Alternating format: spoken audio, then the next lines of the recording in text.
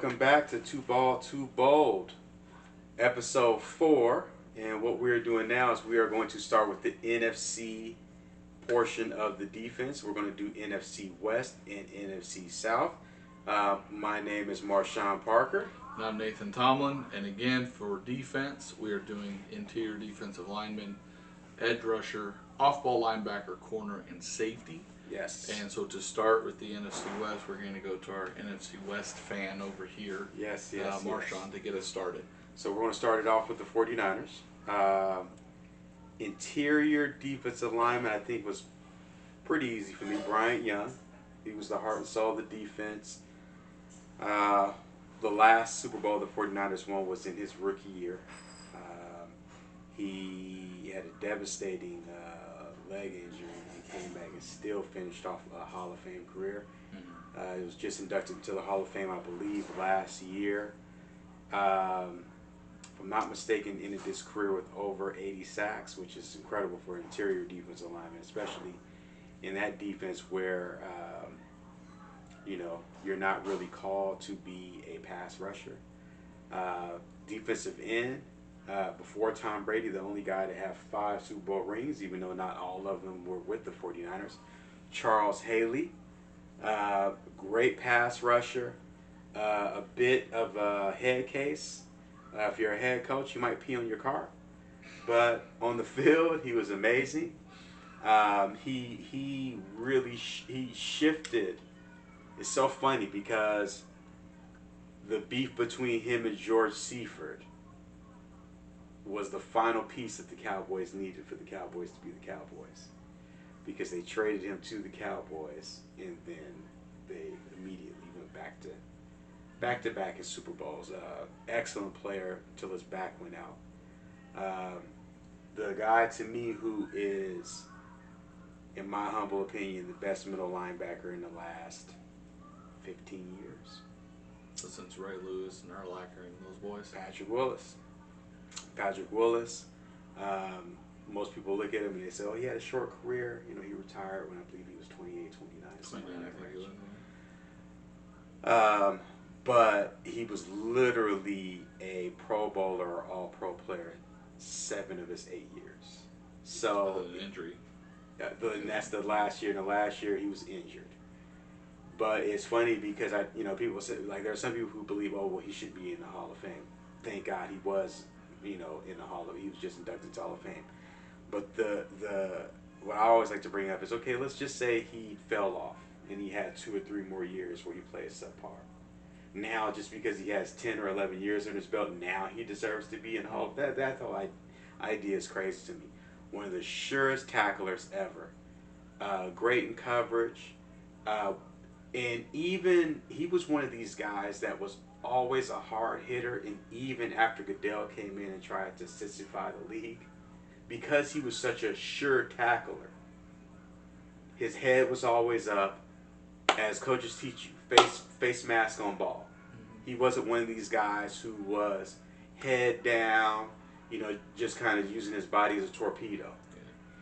He was still able to remain the player he was before the league rules changed, and still be as aggressive and still be as hard-hitting and not accrue penalties, because he played the right way,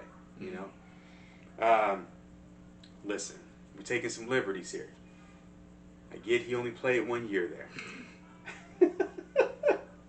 I get he played 1 year there. Defensive player of the year that year. 94, defensive player of the year. Frankly, one of the best defensive years anyone's ever had. And people don't remember this. He didn't start the year there. He didn't get a mini camp. He didn't get any of that. If I'm not mistaken, they signed him like week 2. Something like that, week 2, week 3. Somewhere in that ballpark. Yeah, but come on, you're acting like Deion played a defensive scheme. Deion played the man across from I get it. I'm just saying, it's not like I get to learn a playbook. So, Deion Sanders is the cornerback that I'm choosing.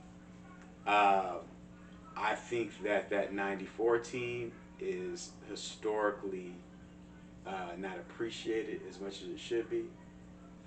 When we look back on that team, they won the Super Bowl. Like no, I get that. But I'm saying when you look back at the great teams, people don't look back on that '94 team, I think, with the admiration they should. We look back on that team. That team has 1, 2, 3, 4, I believe 5 or 6 Hall of Famers on it. So Jerry Rice, Steve Young, Deion Sanders, Bryant Young, and I think, and at safety, I think it's a pretty slam dunk. Ronnie Lott. Ronnie Lott, one of the hardest hitting safeties. He was an All-Pro at corner and at safety.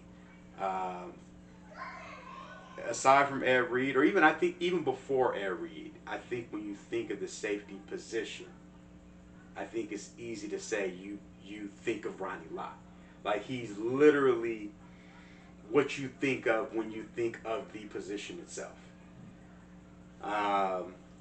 Won 4 Super Bowls with the 49ers. Actually, forgive me, won 3 Super Bowls with the 49ers. Number 42. I mean, you know, that's all you can say, right? I wore his number in 8th grade because of him. But that's who I have. Gotcha. So, the 49ers were pretty easy. I mean, Patrick Willis, no doubter. Ronnie Lott, no doubter. Charles Haley, tied with Von Miller for most sacks in Super Bowl history. But yes, to your point, he did play in 5. I think it's 4.5 sacks is what it is. Bryant Young. Corner, look, man, I see what you're saying about Deion, but I couldn't pick a guy who played 1 year on a team. So who'd you pick? But I went with Eric Wright. Oh, Eric Wright. Yeah. Okay, I knew it would be one of the Erics, either Eric Wright or Eric Davis. Yeah. So I went with Eric Wright. Yeah. But I mean, yes, career, even the year, Deion. Yeah. But I can't give a guy that played 1 year on a franchise as the greatest corner to tally for that franchise. You know what I mean? So I understand what you're saying. Yeah. I appreciate it. I do agree it's one of the greatest defensive years ever. Mm-hmm. I think he is the best corner to ever play. And that was in his peak. Yeah, peak of his powers. You know, I mean, that was literally his best year. Those battles with Michael Irvin were nuts. Then he goes to joins forces. But anyway, that... I'm sorry, I can't take that. For a year, so I went with Eric Wright, man. I'm sorry. So if you didn't take Deion, who would be the corner? It would have been one of the Erics. Okay. It would either been. So Eric I think Wright we got to go with Eric Eric Davis. Wright, man. Come on, one season, Deion's already going to make 2 teams, and all right, I'm fine with that.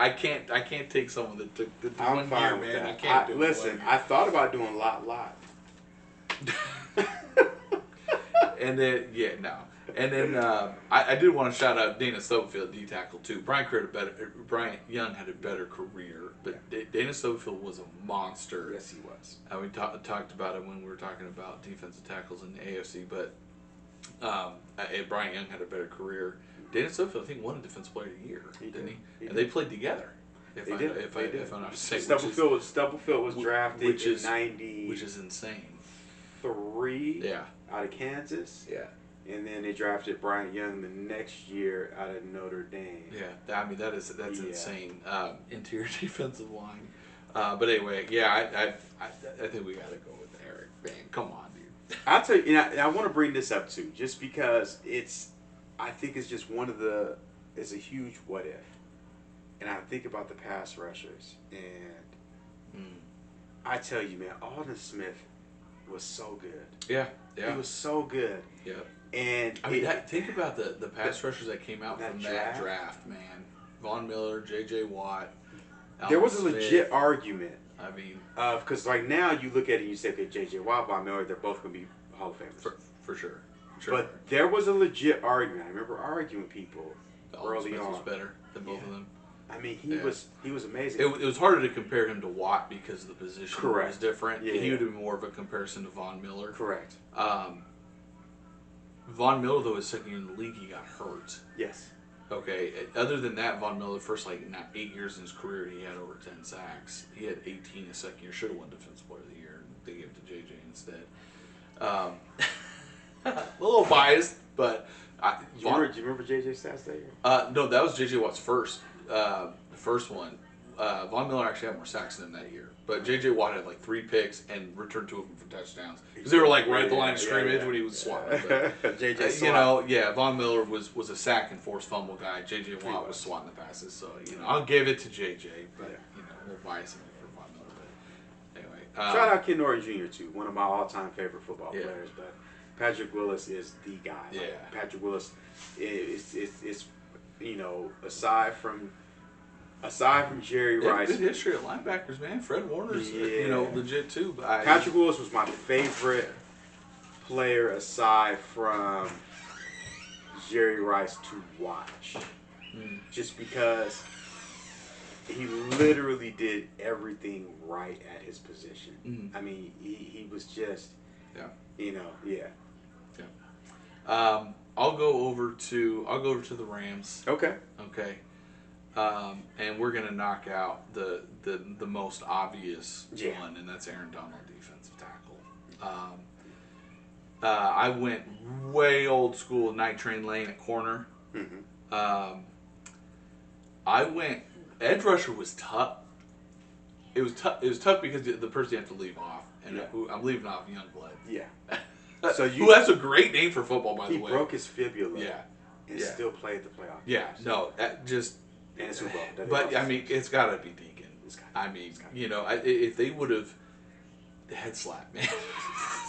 You imagine if they still had that? Oh my God! Well, now it's concussions everywhere. Yeah, but I remember my dad would always talk about that. Like, hey, Joe, man, he just slapped me in the head, man. The big dude too, Deacon Jones. Safety and linebacker were tough. I mean, safety I went with Nolan Cromwell, and linebacker I went with Isaiah Robertson. But the defensive line was I mean, a slam dunk. Yeah. They've had a lot of good. They've had quite a few good edge rushers, but anyway, so that's what I went with for my 5 for the Rams. So I took some liberties at linebacker. So we are. I mean, Aaron Donald is on the Mount Rushmore of defensive players. And then Deacon Jones. He has to be the guy, even though I'm glad you brought up Jack Youngblood, because if you didn't, I was going to bring him up just to have the conversation. Dick Nitrate Lane had 14 picks.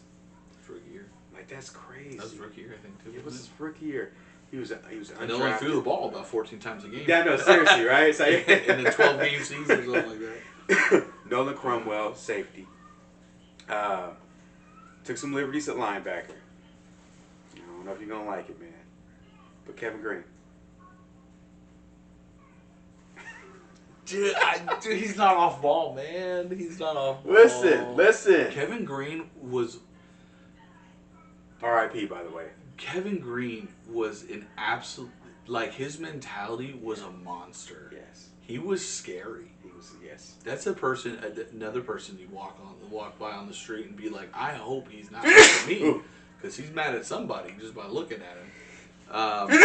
Sorry. I mean, I see. You're good. Bless you. I see what you're saying. You're saying it's hard. Because Kevin Green, you couldn't really squeeze him on to Pittsburgh, and he didn't play on another team long enough. Played on the Panthers for a bit. Was on the Niners for a cup of coffee. But he didn't play on those teams long enough, I think, to really warrant it. What are we going to do at Simon? What are we going to do? James Laurinaitis? Yeah. No offense to James Laurinaitis. No, I'm all right going. I mean, I was going to say. I mean, London Fletcher was a guy. I remember London Fletcher. So that dude racked up like 140. But most of it was with the Redskins. That's why. He only had about 4 years with the Rams, although they were. Yeah. When the Rams were good. But I I guess we'll go. Well, let's go to that. So we both were thinking about London Fletcher. I just looked and I said, "Geez." Because Kevin Green is not off ball. That's like he played 4 years with the Ravens and then played 10 with the Redskins. Rams. I'm sorry, we played 4 with the Rams. 4 or 5 with the Rams. It wasn't a lot. And then he played the rest with the Redskins. Yeah, and he was a tackling machine. He was a tackle machine. Like, he was a small guy, too. 5'9", 5'8", something like that. Short. Like he was like a fire hydrant, basically. Yeah. What do you think? You cool with putting him in? Yeah, I'm good with London Fletcher. Let's go with London Fletcher then. Either that or are we cheating with Kevin Green? Which one are you okay with? We'll go with London Fletcher. Okay. We'll go with Fletcher. Listen, 4 years. That's a college career. Yeah, that's funny. Okay. All right. So you want to do the Seahawks or the Cardinals? I'll tell you what. I'll go with the Cardinals, and then you can go with the Seahawks because I think the Seahawks are a little more entertaining. I'll let you get that. So Okay. I'll go with the Cardinals. There was one slam dunk, which was Aeneas Williams. Actually, there was two slam dunks: Aeneas Williams and Larry Wilson. Okay. Larry Wilson rocking the 1 bar and number 8 at safety. Love it. You know, gotta love the single digit numbers, right? He was a ball hawk. Aeneas Williams was. Goodness gracious, he ended Steve Young's career. Yeah, on the corner blitz. Yeah. And I don't know if and then he ended up playing safety on the Rams. He did. And I don't know if I'll forgive him for that, but he ended Steve Young's career on the corner blitz. Yeah. But he was good, and he was an undersized guy. He was maybe 5'9". Yeah. But he was. He was a bull, man, he was good. Especially for a corner. Yeah. Now this is where it gets interesting. For the interior, I picked Darnell Dockett. Dockett had a very good, long career. He made a few Pro Bowls. And he was on the Cardinals when they were good and competitive. Linebackers, I picked Carlos Dansby. And with a K. Yeah, with a K, right? He was also on that really good Auburn team. That team was loaded. This is my heart is saying Simeon Rice. But I'm not mad if we went, believe it or not, even though he's probably bat crazy. Man, Chandler Jones was a baller on the Cardinals. So my heart is saying Simeon Rice, but when I look at the production, man, Chandler Jones was balling on the Cardinals. So, you know. Yeah. So, I mean, I pretty much went the though I just want to shout out, you could have picked Dick Nitrate Lane on the Cardinals. I know. You know what's funny? I was like, is he really going to be the guy who has 3 teams? But I went with Aeneas because of that, man. I was like, I can't. And it was too short. It was too short. Really good too, man. Yeah. I went Darnell Dockett, went Carlos Dansby, and I went with Chandler Jones because a longer period of time. I think Rice only played 4 years on the Cardinals. Yeah, he was on the Bucks, and yeah. And you don't even really, unless you the average football fan is not even going to remember Simeon Rice on the Cardinals. You know what I mean? When I think of Simeon Rice, but when you think of Simeon Rice, you think of him on that Bucks defense. You don't think of Simeon Rice in the Cardinals uniform. Sure. You know what I mean? But I went with Chandler Jones, and yes, I don't know if it's family because John Jones is a little out there too, or if it's CTE.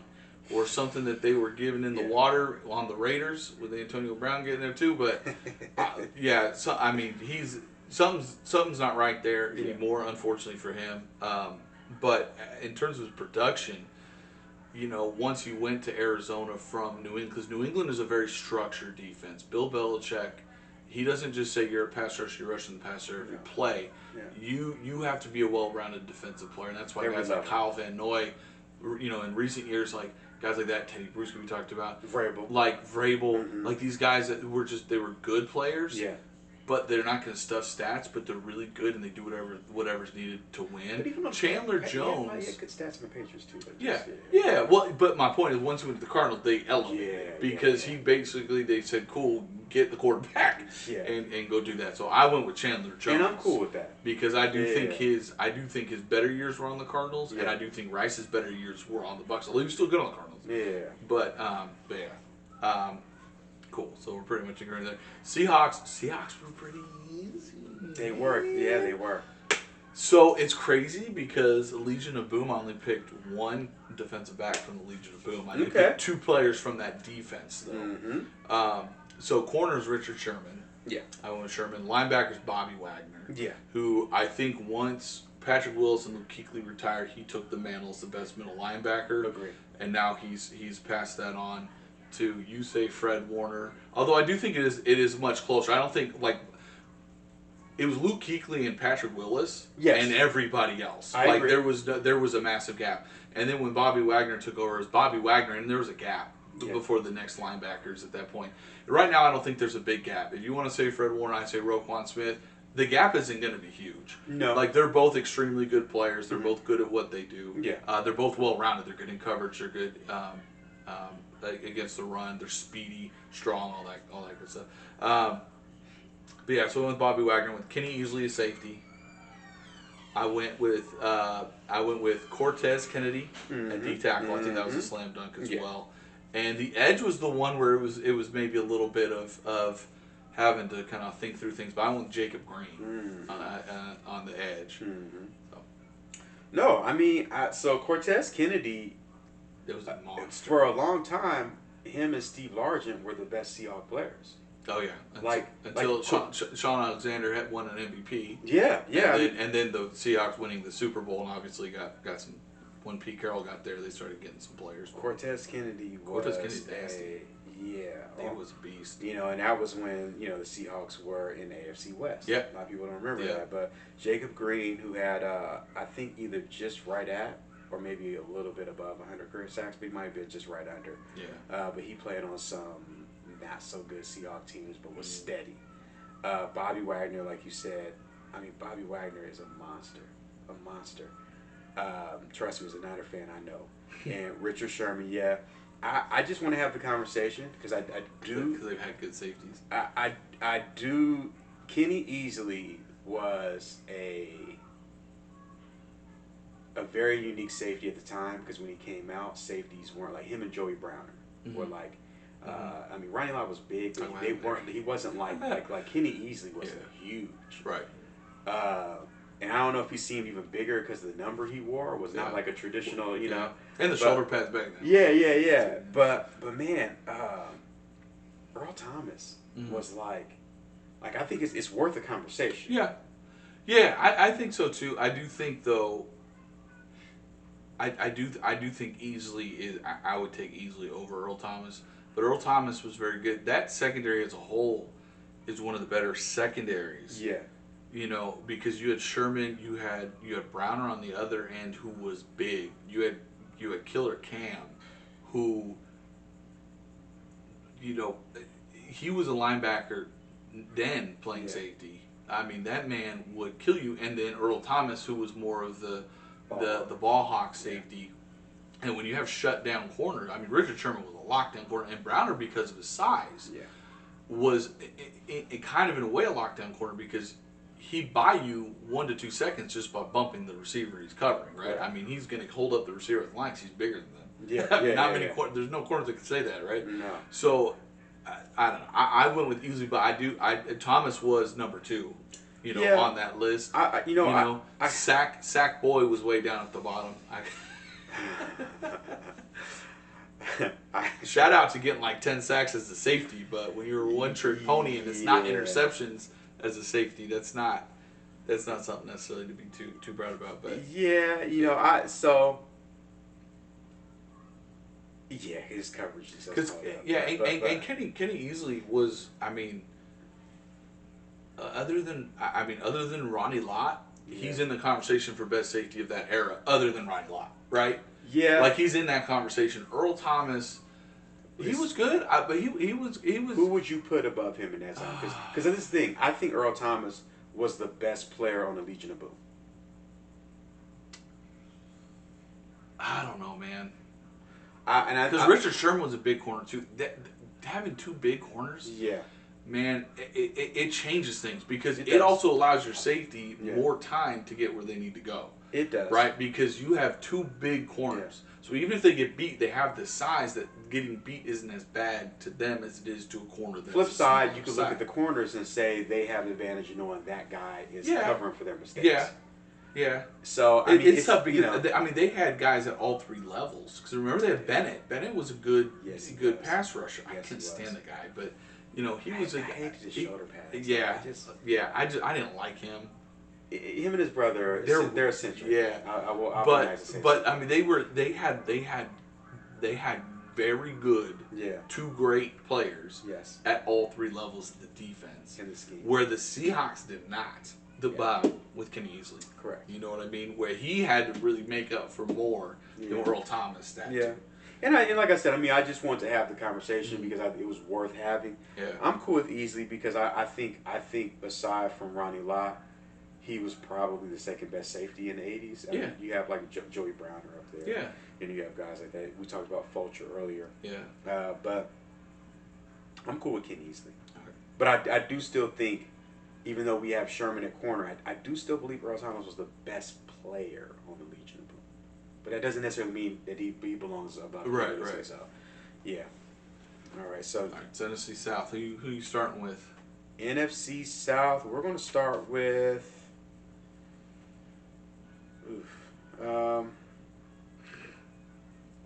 Let's go with the Panthers.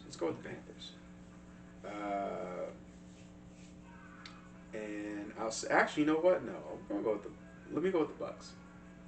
Take an easy one. Yeah. Let me take an easy one, man. Let me get an easy one. There's only one conversation on here. There's only one conversation. Everything else is a slam dunk. You know, go ahead. Warren Sapp. Do I need to say any more? Nope. You know, could dunk as a 6 foot, 300 and whatever pound man. Could dunk. So he came to the U as a tight end. Yeah. Interestingly enough, though, we talked briefly about Cam Chancellor. Cam Chancellor came to Virginia Tech as a quarterback. Yeah. This is just crazy stuff to think about. But Warren Sapp, obviously slam dunk. Simeon Rice, I said defensive end. Linebacker is easily Derek Brooks, but I still just want to talk about Hardy Nickerson. I love Hardy Nickerson, man. I'm glad you didn't pick him over Derek Brooks. No, I couldn't do it. I couldn't listen. That would have just been clear bias if I would have done that. Derek Brooks is Derek Brooks played outside linebacker. Yes. He wasn't a middle linebacker, but a 4-3 Tampa 2 defense. Correct. So. And when he came out of Florida State, there was some talk of like, can he play linebacker in the NFL? Are they going to switch him to safety? All this. Thank God they didn't try to do that. Rondé Barber at corner. Played perfect Tampa 2 corner. Oh man, played forever. He was aggressive. Perfect in that. Undersized, but but didn't matter. Cover 2. He played bigger. He played bigger. Like there's certain corners that play bigger than their size. He hit for. He was thick though. He was. He was scrawny. He was built like a running back. Yeah. You know. Well, his brother. He built just like his twin brother. Yeah, but I can't stand his brother. But and then safety, John Lynch. I mean, which is funny because literally they all played together. They all played together. You know, so it's like you could say I'm willing to listen to that defensive end. You say Leroy Selman. I'm willing to listen to that. Who was a very good player on probably some of the worst teams in NFL history. He was like the only bright spot on that whole team. Yeah. So I'm willing to listen to that discussion. But yeah. So, I mean, literally, I said there was only going to be one position that was a discussion, and it was edge. Because Warren Sapp's a Hall of Famer, Derek Brooks Hall of Famer, Ronnie Barber I don't think is. I think so. Is he in? If he's not, he's a fringe. It's kind of one of those. He's not a surefire. John Lynch is. If he's not in, he should. John Lynch is in. I love John. I met John Lynch. Oh yeah. I did. Big guy? No, not at all. Really? Yeah, shocking, right? So in high school, my best friend, his mom was a math teacher at Anaheim High School. I don't know if it was Anaheim High School. It was a high school in Anaheim. Mm-hmm. And Reuben Drones was the starting running back for the Broncos at the time, and she taught him. Oh, nice. And so we went to a game down when the Chargers were in San Diego, and the Broncos came to. I remember. I think it was a Monday night game.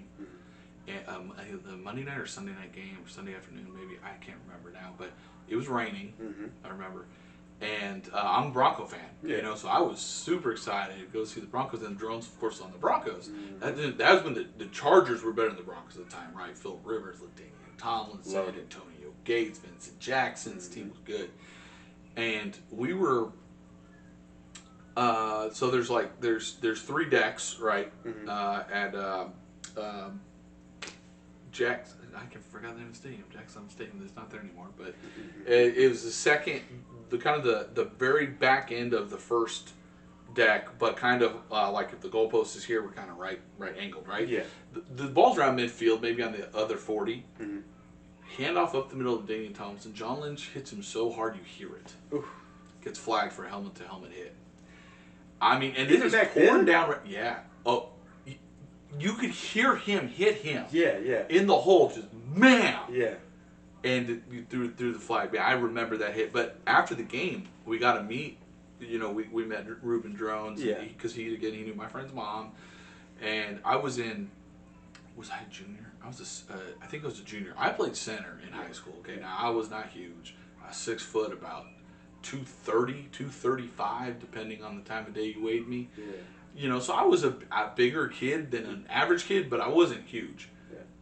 We met John Lynch, and I got to find this picture, man. I was bigger than John Lynch. Yeah. Taller than him. Yeah, John Lynch That's probably about 5'10", 5'11", dude. That surprises me. And okay. I weighed more. He was obviously in better shape. But, I mean, John Lynch looked like an average person. Wow. And I'm like, I just saw you literally just absolutely crush the best running back in football. Yeah. You know, I just want to say that about John Lynch. That dude was a stud. Yeah. And again, perfect for cover two. Yes. Because in today's NFL, he's probably a little slow. Probably is not able to play safety in today's NFL with the way the game is played. Would probably be more of a nickelback. But edge rusher, I went with Leroy Selman, man, because and I get it with Rice because Rice is a Hall of Famer, so is Selman. I went with Selman, but again, I'm fine going with Rice. I went with Selman partially because let's get somebody. I'm fine with Leroy Selman just because I mean he was literally the only bright spot for years on some really bad teams. Creamsicle teams, yeah. I mean, yeah. And it's crazy because I mean, you look, the Bucks are historically bad. Yeah. And they've had two bright spots. That defense, yes. That team that won, right? And they were good for a few years. And when Brady was there. That's it. And now they're still okay. They're still relevant. Yeah. You know, but they're not winning the Super Bowl. They're not going to win the Super Bowl. No. But the guys and this defense had some good players. I mean, Devin White was a good linebacker. Levante David is a heck of a linebacker. It would make most teams. Yeah. Right? But he's not making it over Derek Brooks. So that one was pretty easy.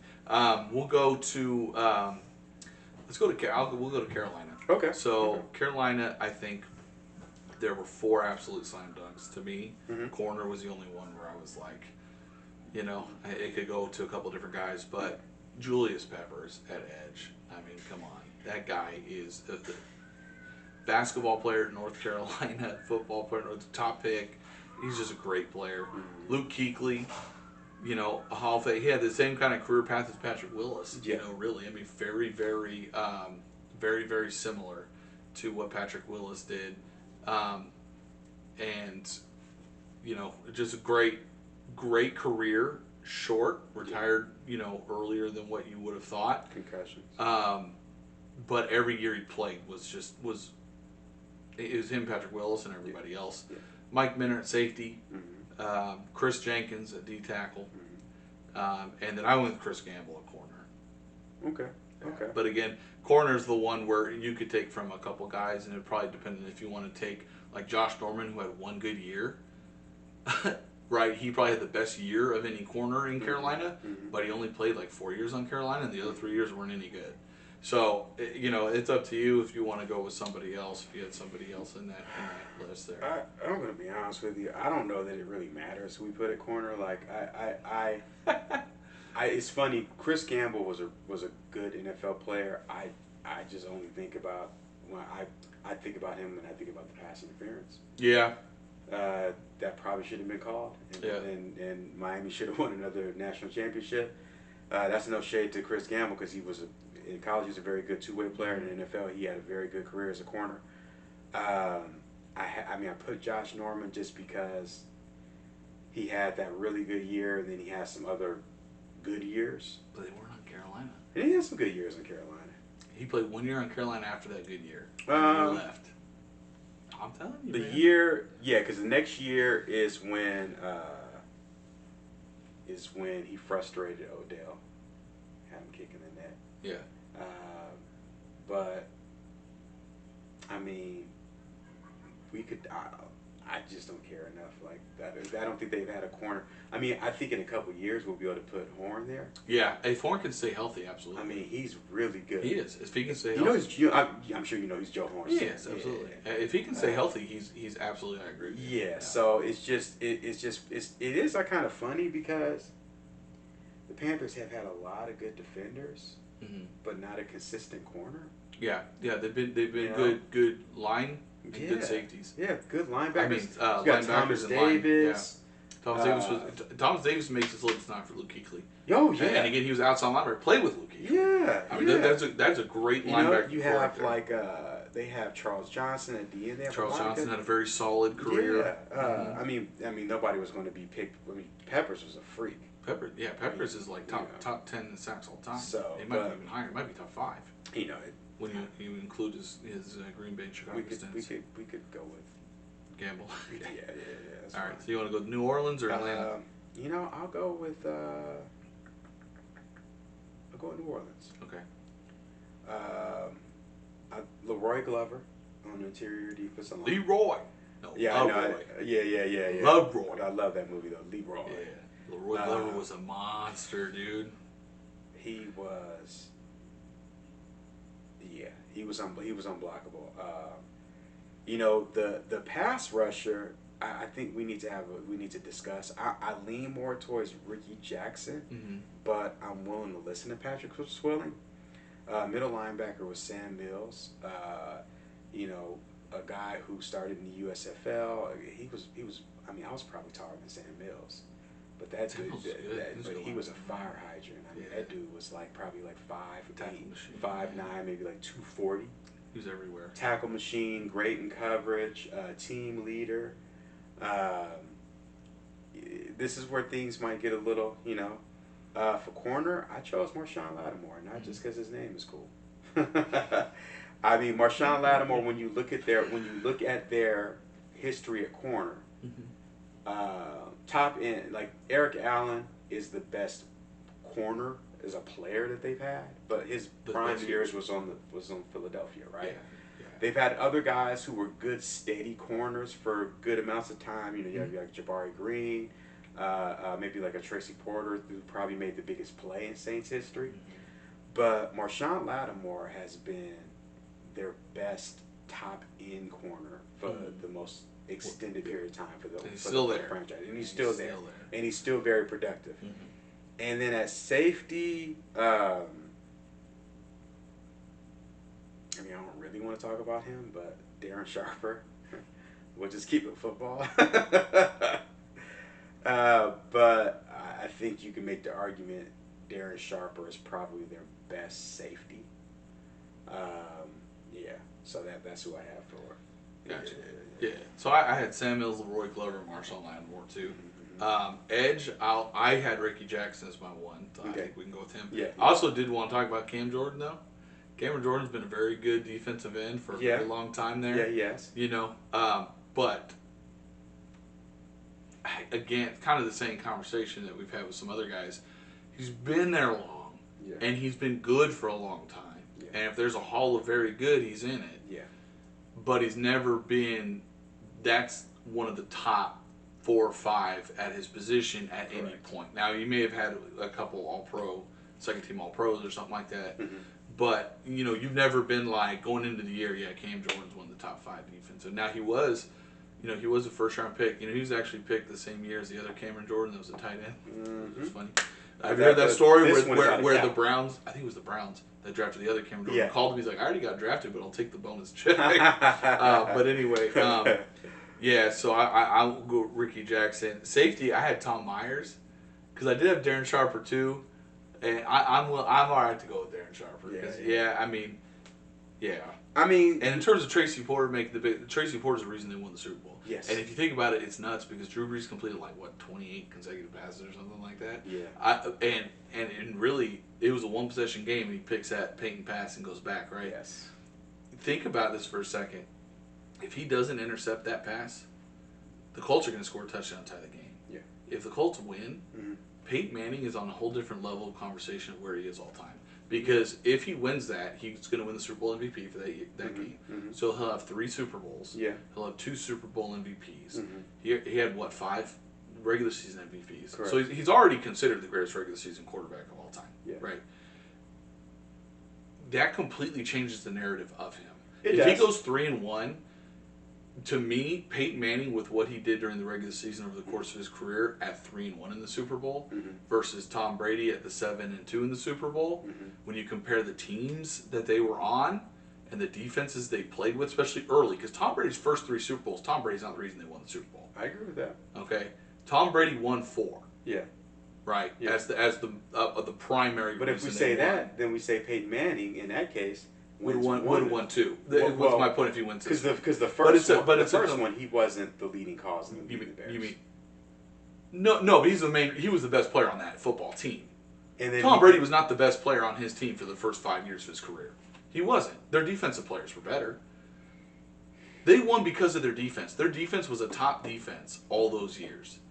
Now Tom Brady made clutch plays. I'm not going to sit here and say Tom Brady didn't make plays. Yeah.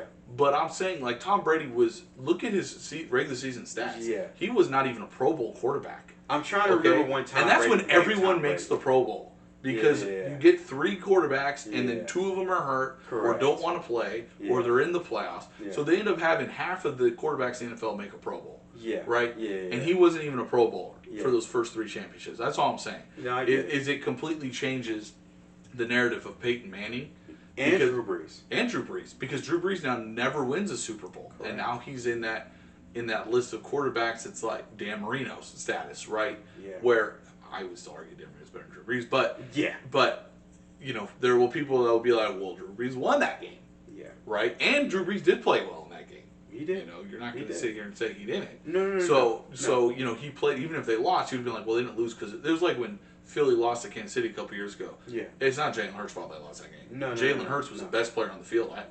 All respect Patrick Mahomes. That game, Jalen Hurts was better. The Chiefs' defense made the bigger plays. They had that fumble. We're going to pick up the fumble and come back and win. Patrick Mahomes is a better quarterback. I would argue the Eagles had a better team. I think the Eagles were a better team, but Jalen Hurts, look at what Jalen Hurts did that game. He was unreal. Now, but anyway, we're getting But that's, it changes a lot. Yes, it changes a lot. It changes because we are because the part of Peyton Manning, we're looking at him very differently, and then we're looking at. Listen, that they win that Super Bowl. No, they still end up moving on because he had the neck surgery, and they had the chance to draft Andrew Luck. It's more of a discussion where it's like, hey, can we move on from him? I don't think it is. I don't think it is because Peyton Manning at that point was older, and you didn't know how he was going to come back. And Andrew Luck's hype. Yeah. Which deservedly so. He had a great career. Trust me, But the hype on Andrew Luck was he was the best quarterback prospect since Peyton. Right? Yeah. So you're going to sit here and say, well, Peyton just had neck surgery and he's, 35. Yeah. And at that point, again, Tom Brady had Donnie done. 35 is already seen as over the hill. There's one more person who you didn't bring up who they're and this, tied it into your football fandom, who's looked at totally different. Sean Payton.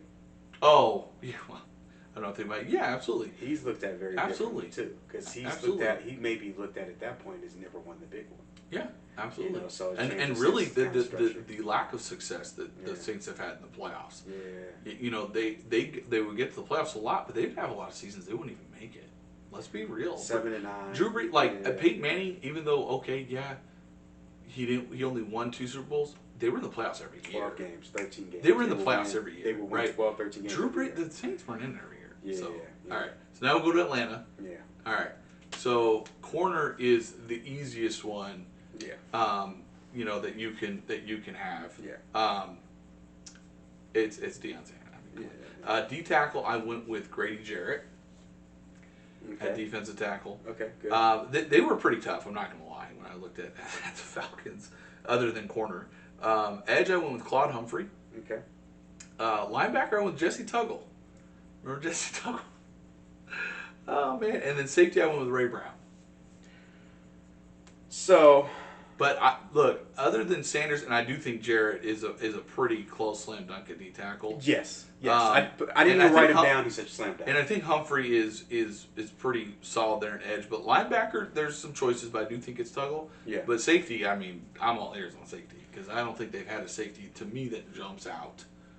So, I think Jesse Bates can end up being that guy. His first year on the Falcons was phenomenal. If he can continue that through another 3-4 years, where he's up in the top of the league in interceptions and making Pro Bowl All Pros, he probably cracks that pretty easy if he does that a couple more years. Like Grady Jackson is like Jarrett. Sorry, Grady. Yeah. Grady Jarrett. There's no other interior defensive lineman that I like. He just immediately was like I was just like he was almost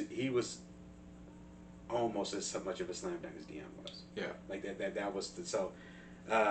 Well, that was more for a lack of competition. For a lack of, not so much how great he was, right? Although, other than Deion, they haven't had any that were mind-blowing. Not like, Now, Claude Humphrey, I think because he started his career where sacks weren't being counted. Correct. So when they were counted, I believe he said, or they might have him like unofficially at like 99.5. Yeah, something like that. But I thought it was worth noting Abraham's, although he played a good amount of his career with the Jets. He played on a lot of teams for a lot of years. Because Yeah. Abraham was the first thought too. Yeah. And then I looked and I was like, he didn't play on the Falcons as long as I remember him on the Falcons. No. Yeah. And Tuggle's the guy, just because like when you look at because a lot of the Falcon greats, aside from a Roddy White or a Matt Ryan or even Julio, like most of the guys, like they either came to the Falcons or they were with the Falcons and then in their prime left. Yeah. Jesse Tuggle was a Falcon. Yeah. Like, he was the leader of that defense. It is worth noting though, I believe his name is Tommy Novus, look up the stats on that. I think it was 79. It's either 78, 79, or 80. It's somewhere in that range.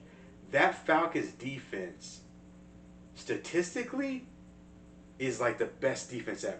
Like they're never going to be looked at that way because so many different circumstances, things like that. They didn't have, like, aside from him, they didn't have like the notable guys. And Humphrey. Yeah. He was on that defense too. Yeah. That defense statistically is gross. And then the team only won like 8 games, 7 games. They didn't make the playoffs, but still worth noting. Deion, whatever. I put Scott Case, man. Listen, I think he made maybe one Pro Bowl, but he was one of those guys for me as a kid. It's just the same with Mark Klesko on the Bills. A guy like a Steve Tasker. And look, this is not me trying to make a white thing. I promise you I'm not. It's just, they all just have to be white. But they were some of those guys that were like, God, you see, I'm about to name another guy. Bill Bates was like that for me. Like, listen, again, I promise you, I'm trying to think of a guy. I'm trying to think of a guy who was black now. But they were those guys. Okay, they were those guys that when I was a kid, like me and my cousin just was like, man, these dudes, they ball out. Yeah. They don't get a lot of pub or things like that. But they're ballers. They're ballers. They get their job done. Right. They play in a certain way where it's like, man, they're really out there balling. I promise you, it's not. We had some other guys that was like that too. We didn't care about whatever color you were or whatever. Yeah. But we respected football and the game of football so much, and they all just kind of. Scott Case was a heck of a. You know who else was like that? And a lot of people don't even remember he played football. Brian Jordan, man. I remember Brian Jordan. But everybody, because he was a great Brave. Yeah, he was a good. But he was a good baseball player. Yeah. He was a really good Brave.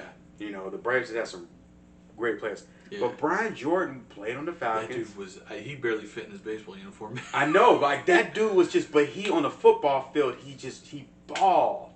Yeah. It was like a Rodney Harrison type. Like you like these guys who they're football players. Yeah. And Scott Case was not as talented as say like a Rodney Harrison. Right. But the dude was a football player. Right. So I had to look. We can go Case. I mean that's I'm cool with that. Number 25 out there, right? I'm cool with that. That secondary was. Yeah. So I think that's we agree on everybody else. Yeah. So, yeah. All right. Well, that's going to end episode 4, part 1. We'll be back to episode 4, part 2, talking about the NFC East and NFC North defense. Mm-hmm. We hope you all enjoyed it, and we hope you tune in next time. Thank you.